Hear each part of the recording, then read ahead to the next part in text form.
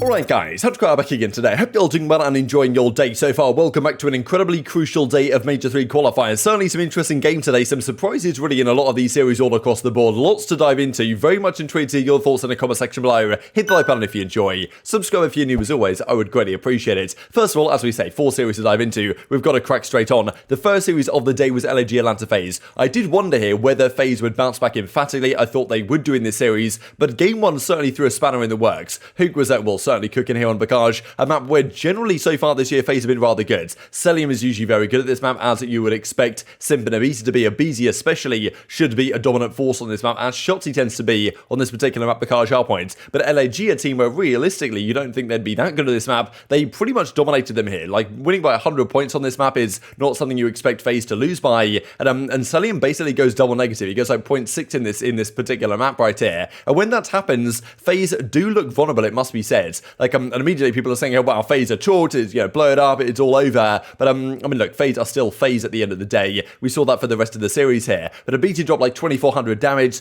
When Cellium plays bad, they just don't look that good, to be honest, right? This current team. And I do wonder if it's getting to the point where some other teams, like last year, if you played FaZe, you were pretty much scared that you were going to get embarrassed on main stage for a lot of these series. And this season, I think that a lot of teams are starting to come into these series thinking, okay, FaZe aren't really all that, right? They're still FaZe, but like they're not as scary as maybe they were. Like, I don't think they're so scary to play against. When you see results like this, they get like beaten by 100 points on a map like Points. Like, I think a lot of teams will go into them with more confidence that they can actually beat them, right? And if you go down 2-0 versus FaZe, you don't have to be so scared nowadays you're going to get 3-0'd like maybe you were last year. But FaZe did actually decide to turn up for the rest of the series. They dominated this Desert Siege. This honestly is one of the most remarkable scoreboards you are ever going to see. Gunless manages to drop a donut, right? Which isn't anything crazy, but this is the ultra mega donut. Of course, the 0 kills, the 0 KD as a result, and also the 0 damage. I don't know if I've seen that. I'm pretty sure that hasn't happened, definitely so far this year. I don't know when the last time that did happen is, to be honest, at least in a professional match, because usually, I guess you pull out the sniper a little bit here, but usually like you'd be putting up some sort of damage, right? Like across 7 rounds, you would expect to do something, but yeah, apparently that wasn't the case at all. A 0 bomb. Simp drops even 200 despite getting 1 kill, right? So not sure what happened there with Gunless. Like, that's actually pretty impressive to put up those type of stats, actually. I'm not sure that record is going to get beaten for quite some time. 0 damage in a particular map of gameplay. But yeah, the rest of the series FaZe decided, okay, look, it's time, we'll take over, we'll get the job done. They win the control kind of comfortably, but it wasn't so easy, actually. I think it went all the way to game 5, actually. And then Guerrillas did put up a pretty decent fight here on the final map of the series as well on this Tuscan, right? So FaZe win it in the end, 250-193. But yeah, far from convincing for the FaZe guys, of course. A 3-1 though at the end of the day. They still march onwards in pretty decent fashion. But again, they certainly needed this bounce back. And I do feel like the way these last few series have gone, like exactly where they sit right now. Because look, everyone's still going to say, well, some people are going to say they're not anymore a top 2 team. I still think they are a top 2 team until proven otherwise in a LAN environment, but maybe some people could argue otherwise based on the results the last few days. There was some talk actually as well initially after they had that map 1 defeat, what was going to happen with this team. But even as Nameless says right there, yeah, according to Ali, if MC goes negative, you have 0 chance of the victory. But even as RC says, he's gone negative like 4 times this year. So I think we're still okay to make something happen here. But certainly the way things have been going the last few days, not ideal for them. They go into the major. Certainly they're probably not going to be favourites here this weekend based on their most recent results. This, of course, we've got to discuss the Los Angeles Guerrillas side though, because I mean, look, they lost 3-1 to FaZe again. Same stuff, different day, he says, maybe implying, right, that this change that they made by, of course, getting rid of Spart, putting him back to the bench, the kind of the team that they won Major 2 with, bringing Gunless back, hasn't really seemed to change much. They did look somewhat competitive in this series, but admittedly against a FaZe, there really doesn't seem to be much near their potential, right? So I think there's certainly a lot of things for them to consider. And this is also a kind of remarkable statistic here from Breaking Point. LA Guerrillas, TDL points earned at the Major 2 LAN, of course. So by winning a LAN environment, you get 65 points at Major 2. If you get to the Grand Finals, you get 50 points. From all the other games they've played, I guess they've won 6 other games throughout so far, the 3 stages we've had. Outside of Major 2,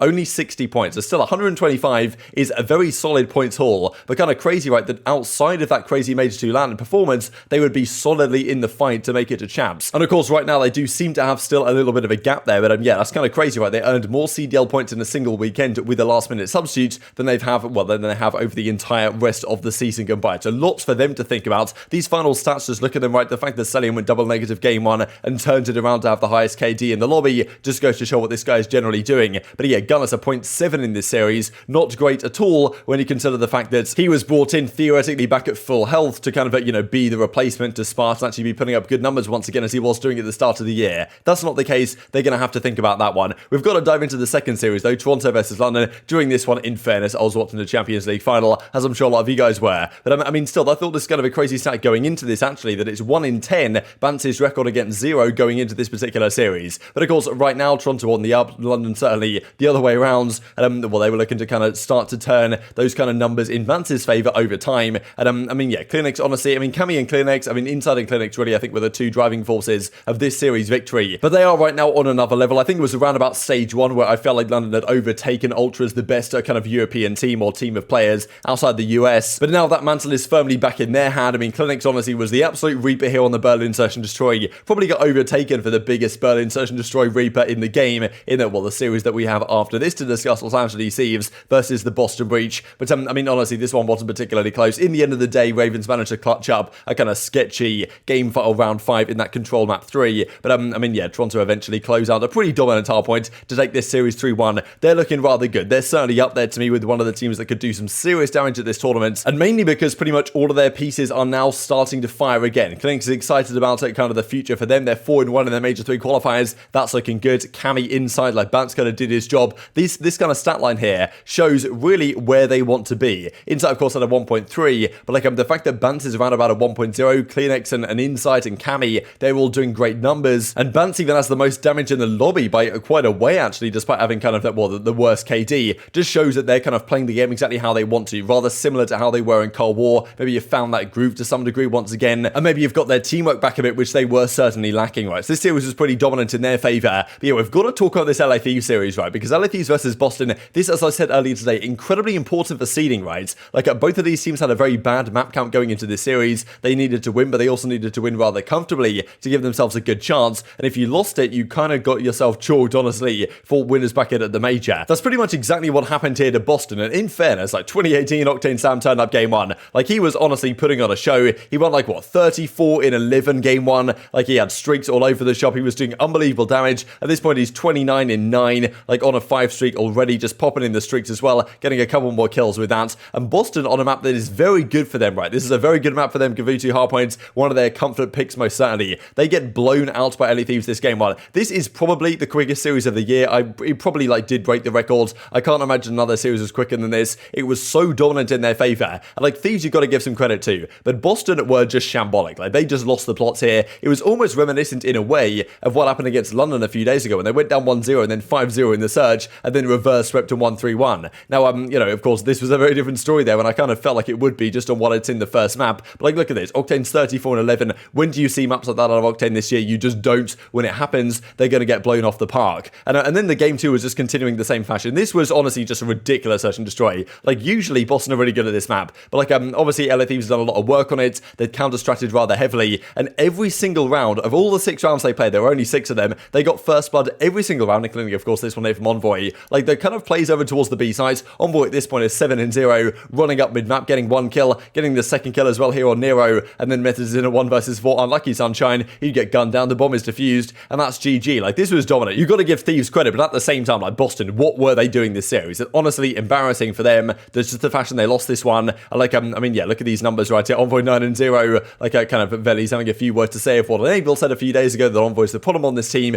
Doesn't seem to be the case, at least off this evidence, but you know, it's kind of one of those things where LA Thieves, they're up, they're down. This wasn't necessarily the hardest opponent you're going to have to play, but still it was a very impressive series victory. Tomorrow does not get any easier. They play OpTic, of course, but like, what an unbelievably quick series. 7 minutes and a bit for the hardpoint, 5 minutes for the surge, and then a 3-0 in the control as well. That took a bit longer. It's kind of a close affair, but like, I mean, still 3-0, like, just, this is the most dominant series you're going to see. Boston, shambolic. They've really got to think about what went wrong for them here, and again, maybe Thieves finally translating some of those scrim performances into reality, at least in this particular series. Method says, look, GG's Thieves, no idea what went on there, and certainly they've got to figure out exactly why. Now, in fairness, I know that Octane was giving a lot of credit to Shane in the post-game interview, like, kind of what he's brought to this team, the strategies that he's kind of helped evolve. So whether this is a honeymoon period or whether it's possible that Thieves continue this form, because I think they did seem to maybe turn a corner here. They felt much more confident in themselves. I think all the players played well, but you know, is this just Thieves again showing up for one day and then disappearing the next? Because it's kind of crazy their stage, right? They 3-0'd London, they got 3-0'd back-to-back by Minnesota Rokkr and the Seattle Surge. Now they 3-0'd Boston. So what's next, right? They are going to 3-0, or they're going to get 3-0'd, apparently is the current Los Angeles Thieves way. But look at these stats. Octane with a 1.7, Envoy with a 1.8. Like, they tried to outdo each other. Kenny didn't have to do much, but both Nero and TJ got bodied beyond belief. And here we go then, the final series of the day, Subliners versus OpTic Texas. I thought this was going to be a pretty close one, to be honest. This was a pretty incredible stand, actually, excluding stuff like the Pro-Am Classic and the Majors. In qualifier matches, OpTic won an 11-match winning streak, which is quite remarkable. And of course, they play Subliners, Batman versus Fatman to try and cement it. But it would be far from easy for them. I thought this incredible from the Subliners, actually, right here. Age, height, Simp ×2, Simp catching strays. Thought it was pretty good, to be perfectly honest. But yeah, the map set I thought was rather interesting early on. Yes, these are hardpoint maps that OpTic are pretty solid on. The Tuscan control I thought did favour OpTic. But yeah, certainly I think that OpTic are trying to throw in Berlin a little bit more often than maybe they would have done previously, just because I feel like they think that that's a kind of crucial map for them to master if they want great chances of winning tournaments in best of 9 grand finals and the like. But yeah, certainly some maps where Subliners are solid. Like, look, we know their respawn and their hardpoint is very good, but I thought OpTic would be able to take one of them in this series. Maybe they would have done if there weren't a couple of stinkers coming through games 1 and 2. But yeah, start of game 1 right here. Honestly, OpTic early on, they look kind of, well, they was kind of back and forth in the first couple of minutes here, but then after that, Subliners pulled out a pretty dominant advantage, and just this New York team is so efficient with their kills. Like, they can be slaying pretty much even to the other team,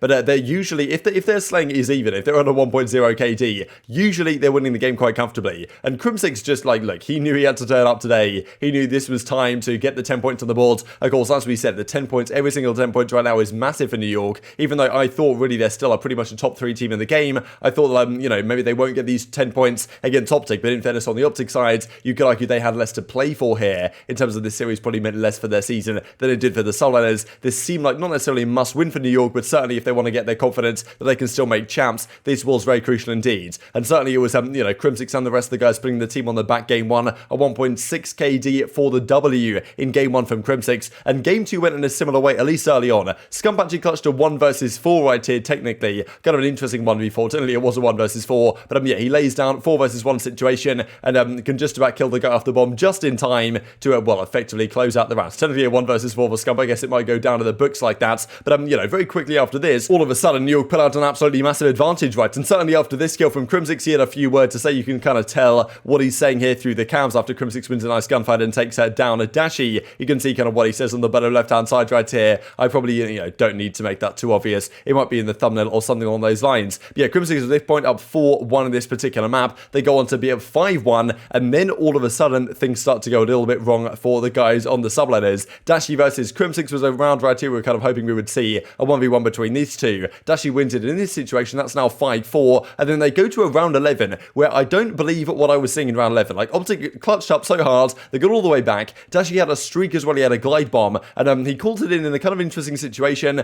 Like, definitely seemed a bit, to me, like a bit of a waste of a streak, and I have no idea what shots he was thinking here. Like, they literally have a great situation. It's round 11. They've got a glide bomb in their back pockets. He just runs into the room and dies without checking anything, where surely there was going to be a guy there with no chance for a trade. Kismet then gets great timing and shoots 2 guys in the back, but no idea what shots he's thinking here, to be perfectly honest. Like, he just runs in and dies with no trade. I don't know, like, I'm sure Rambo's going to be going mad for him for that one. And that actually closed out for him, a 1 in 10 map here. Like, he went 1 in 10 in that Search and Destroy, not what you see every day. And he had a 0.46 after the hard point as well, which was pretty tragic for him compared to what he normally does. In fairness, he turned up massively going into this control. He had a pretty good map right here. And this offense was absolutely masterless from OpTic. They're still very good at Tuscan control. Dashy's a monster who went 33 and 20 this map as well, mainly on the defense, of course, but their offense as well, this map in particular, this round in particular, was crucial for them closing out this map. But in the end, it was New York that got the job done here on the Tuscan hardpoint. A crazy close affair towards the end. OpTic tried to bring it back as best as they could, but it felt like New York always had something in the tank. Thanks to Money Hill stats for these. Once again, absolutely beautiful. Now that is job done for New York this series. And Crim was certainly letting them know in the post-game interview, basically said, like, the king is dead, Scumpy's down. He had a few other words to say as well, right? And even he says this on Twitter. Ray Rambo is absolutely pissed right now after the victory, right? So I'm sure Rambo's not particularly happy the way OpTic played right here. But yeah, certainly Subliners, massively important victory for them, and they clutched up when it was required. And these are the post-series stats. Very much intrigued to your thoughts on all this stuff in the comment section below. Sure, there's plenty more to talk on this, of course, over the coming days as well. But hit the like button if you enjoyed. Subscribe if you're new as always. Take care of yourselves, and I will see you next time.